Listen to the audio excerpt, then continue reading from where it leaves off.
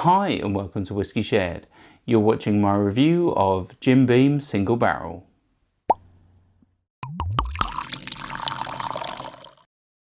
I'm Toby and you're watching Whiskey Shared. Welcome to my review of Jim Beam Single Barrel. This whiskey is a Kentucky straight bourbon whiskey and is from the Jim Beam distillery, which dates back to 1795. This particular whiskey is 95 proof or 47.5% ABV and is selected from the top 1% of barrels. This particular whiskey retails for around the £40 mark in the UK and, as far as I'm aware, is an undisclosed mash bill made up of corn, rye and barley. Should we find out what it tastes like? On to the whiskey. So before I start nosing and tasting, let's have a quick look at the colour. I'd say that is like a burnished. Obviously it doesn't have added colour, but potentially is non-chill filtered. Let's start with the nose. Right, so the first thing I get with this is like cola. I'm then getting some cherries.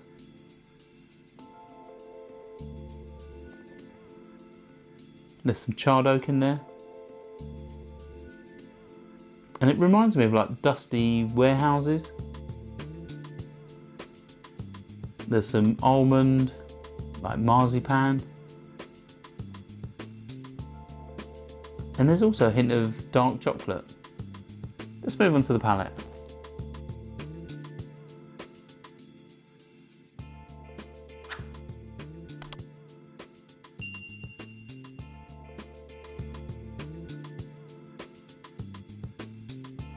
Yeah, the first thing I get on the palate is like dusty old wood. It reminds me of like old furniture shops or, you know, old wooden buildings, that sort of thing, where there's that sort of dust just lingering in the air. That's really quite prominent on this, but yes, it's not off-putting at all. Let's have another sip.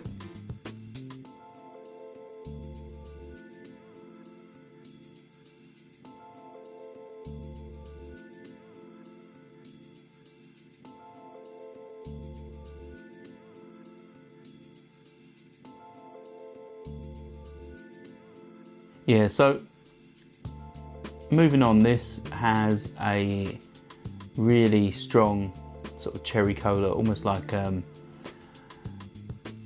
slightly flat cherry cola. There is a little bit of a fizz on the palate, but it really is like when the bottle's, you know, been opened a bit too long and you've got to throw it away. It's that sort of flat cherry cola. There is a little bit of an alcohol burn, but it doesn't really last long. I think it's quite drinkable at 47.5%, but there's almost like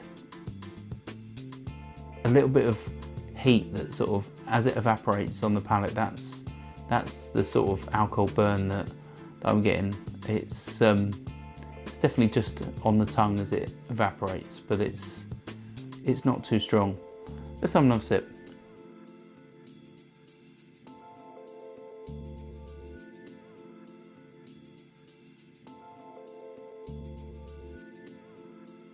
Yeah, as you drink this more, it comes across as quite delicate, quite light and sweet, and that sort of alcohol vapor sort of disappears a little bit into the background, and the almost delicate nature of this whiskey is quite present. I'd say there's a hint of like oranges, a little bit of citrus there, which is quite nice. Almost like orange oil. It really is quite nice. Let's have one final sip.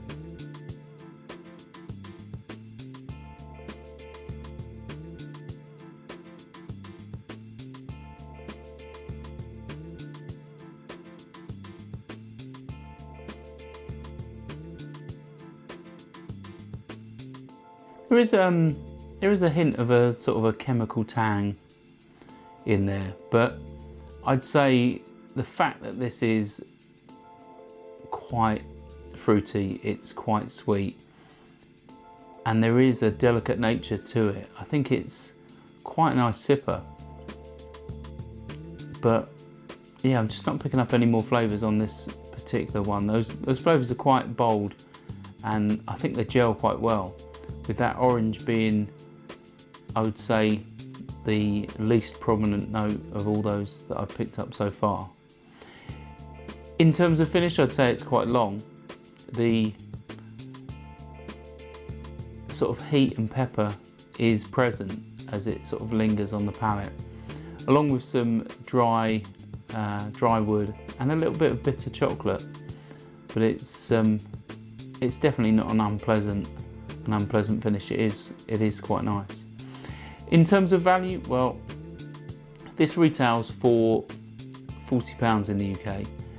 You can find it from most of the big retailers, but this being a single barrel from a big name like Jim Beam, I think is often dismissed, just like the Jack Daniel's single barrel can be. But I think this is a quality product. Obviously they pick really good barrels to make this product, and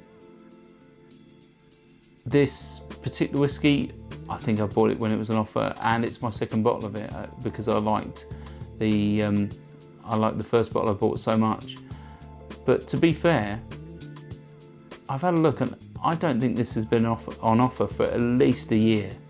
So I think retailers are obviously not discounting this. I don't think because it's not popular. I think because people are obviously buying it at this price and it doesn't need to be discounted. So you know, my gut reaction would be there isn't a big demand for this, but maybe there is, and yeah, retailers just don't need to discount it because it is a popular dram that people are buying on, you know, regularly. So why discount it if people are buying it? It's definitely a whiskey that I think a traditional bourbon drinker would like. I think the Jim Beam white label might put people off this, thinking it's, you know, just trying to be a whiskey that is jumping on the coattails of the popularity of Jim Beam itself. But I think this is one for, you know, I think this is one for bourbon drinkers. I think any decent bourbon drinker would actually enjoy this and shouldn't dismiss it.